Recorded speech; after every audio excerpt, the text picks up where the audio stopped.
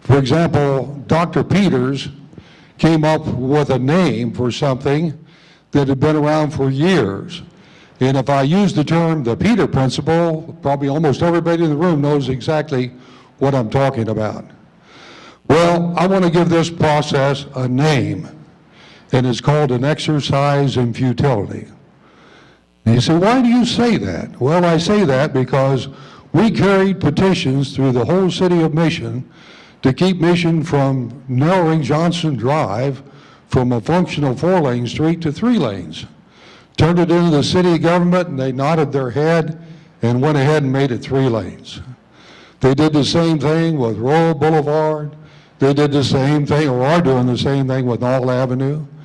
They had a no-bid contract for the maintenance garage that cost north of $5 million when they would have had a functional metal building to perform the same thing as what the $5 million plus building cost. And they spend $6,000 to blow off fireworks at Christmas time, at the tree lighting ceremony. Now, maybe $6,000 on the 4th of July would be a little extravagant. But having said that, the reason we're sitting here tonight is because we have overspent for all those years, and we have continually asked our city government to cease and desist. Live within your means just like the rest of us do. When I worked at TWA, we owned Breach Academy. We use Breach Academy as a revenue source. And I heard Jennifer last night ask the question, why aren't we using this facility as a revenue source? It looks like we ought to be marketing it, bringing businesses in, let them use the building, or just simply sell the building and let somebody else take it over and manage it. I think that, again, having gone through 3 major bankruptcies at TWA, you can cut a lot of fat. And looking at these numbers here, if you took 10% out of every department, you're right about at your budget level. So maybe that's where we need to look first. And I've been assigned the responsibility of the microphone, so I'll take it to whoever wants to talk next.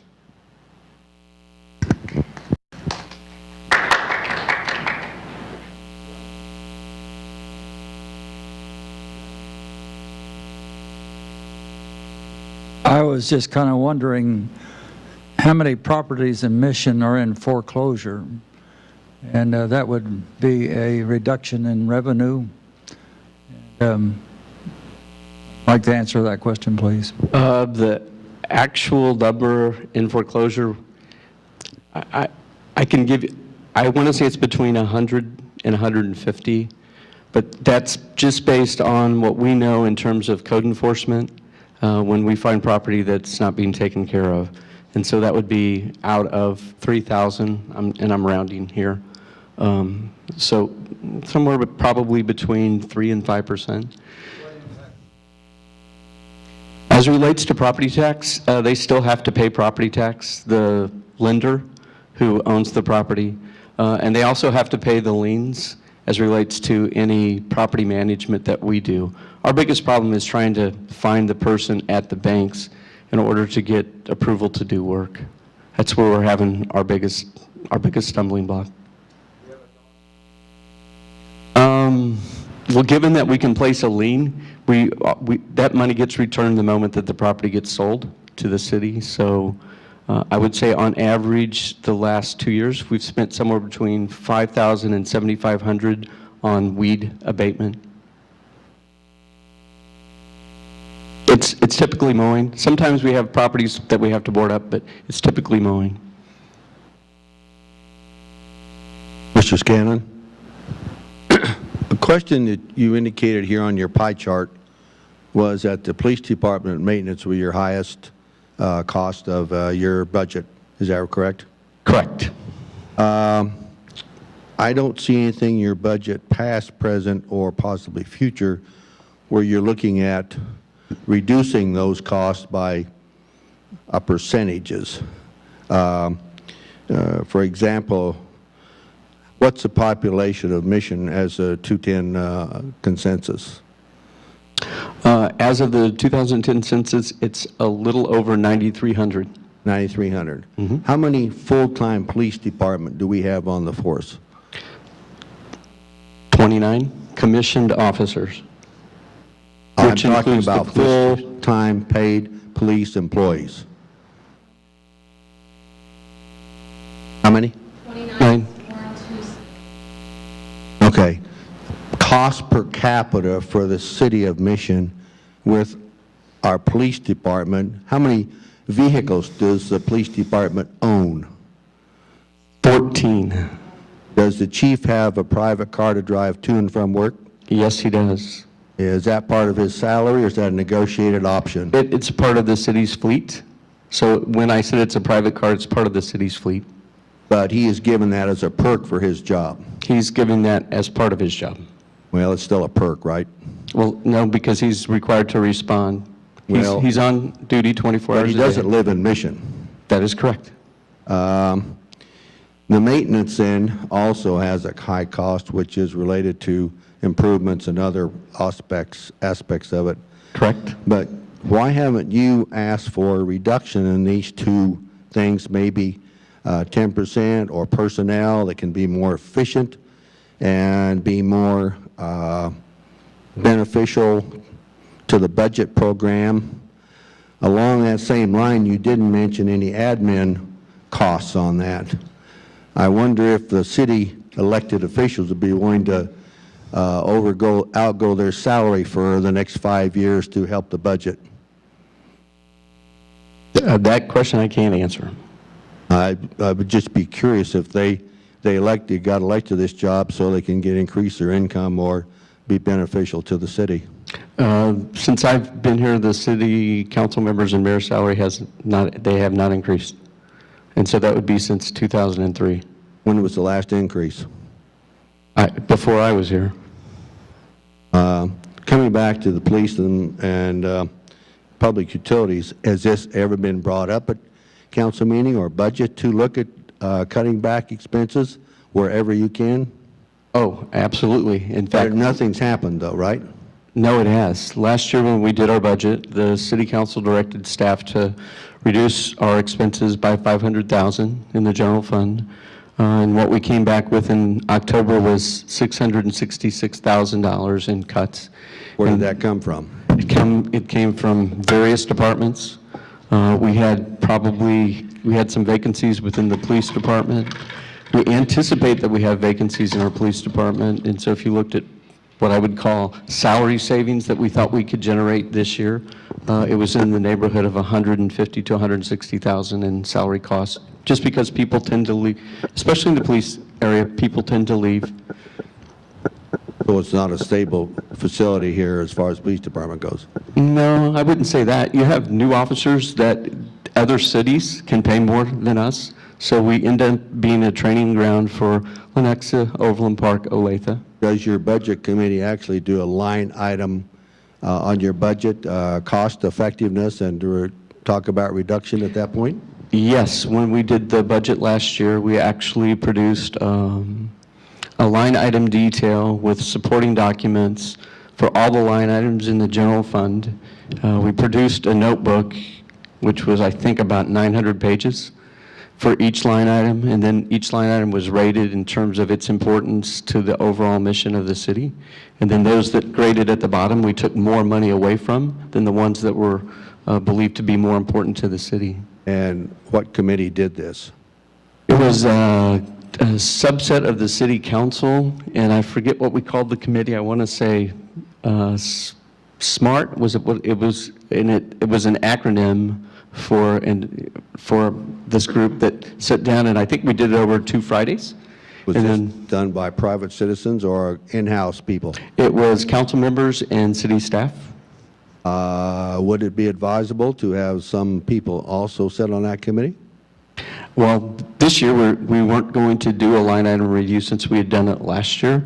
Line item reviews can be helpful, but my guess is given how much we reduced out of it last year, we're starting to get down to, a discussion of streetlights being a significant part of our general fund budget, traffic signals, salt, electricity at the community center.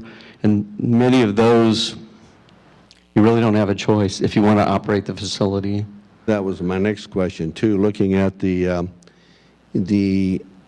number of new streetlights put down there in front of the Mission Mart Uh-huh.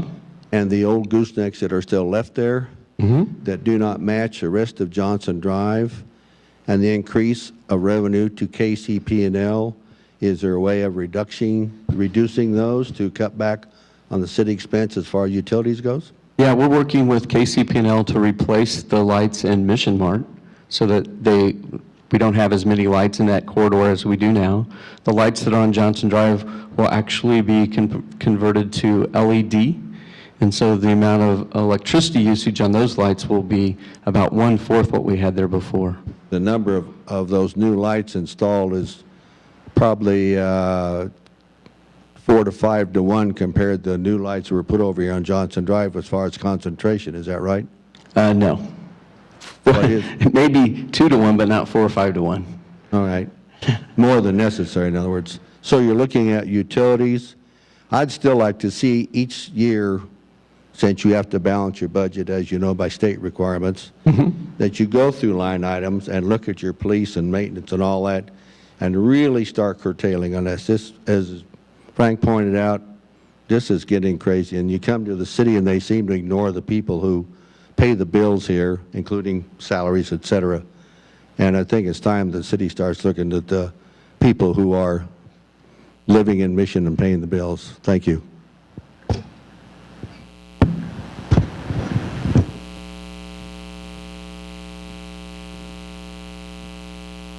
I got the notice the other day that every man, woman, and child owes $500,000 on the federal government debt, 13 trillion or whatever it is.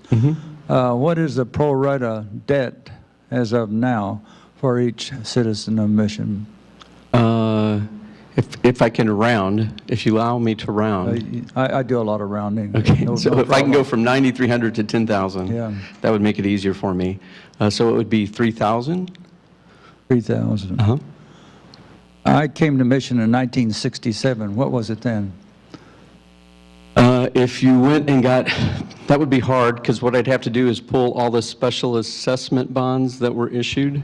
You can round that one too if you want. My guess was it was probably somewhere around $800 to $900. But if you put it in today's terms, my guess is $800, $900 is going to be $4,000 or $5,000. Okay. Thank you. Mike, does it cost money to replace those lights? Which lights? All the lights that you're replacing with to LED? Yes, it does. How much money does it cost versus how much does it save? Well, the program that we're using, the federal government through their stimulus package, and I think there's 35 cities in the Kansas City metropolitan area. We all went together and we submitted an application. And we're all getting to replace 150 lights, and there's no cost to the city. We simply get new LED fixtures in our old or existing lights, and So then it's the not electricity. costing us? No. I mean, it's costing us, but through our federal tax. Right. Local, okay. Karen Lawton, why did the community center drop the monthly membership? But month by month? Now it's a year at a time. Oh, in terms of how, I remember the discussion, but off the top of my head, I wouldn't want to answer it because I'm likely to give you the wrong answer. That'd be something that could be a, I dropped my community center membership. A lot of months out of the year that I can't Right? up here to use it. I could go month to month, I would do that. Well, it's something that we could investigate again. And if you can just leave your name with Connie, I'll find out, you know, sort of the discussion that we had and how we arrived at that. Right, or for the revenue, are you not including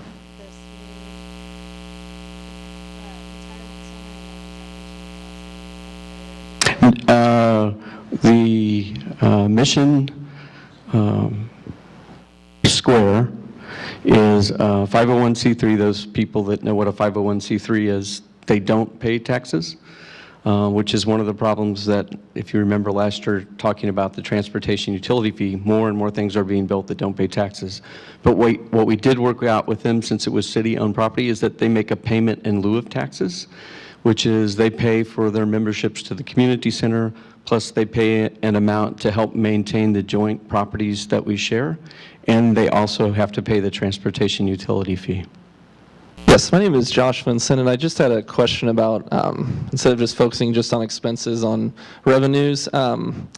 Mission has one of the lowest mill levies in all of Johnson County, and I just wanted to know how it seems very fiscally conservative to assume no growth for the next 5 years for revenues. How does that compare to what other communities around Merriam, Prairie Village, in the area?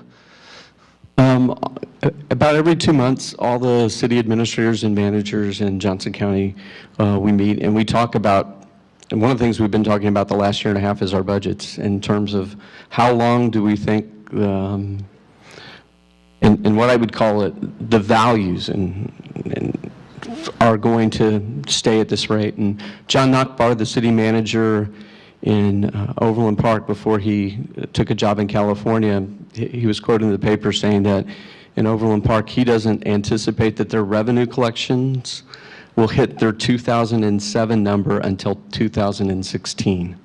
And so it's, for the most part, flat with a very slow growth, which kind of reflects what we see in terms of the recovery right now. It's very erratic and it's very slow.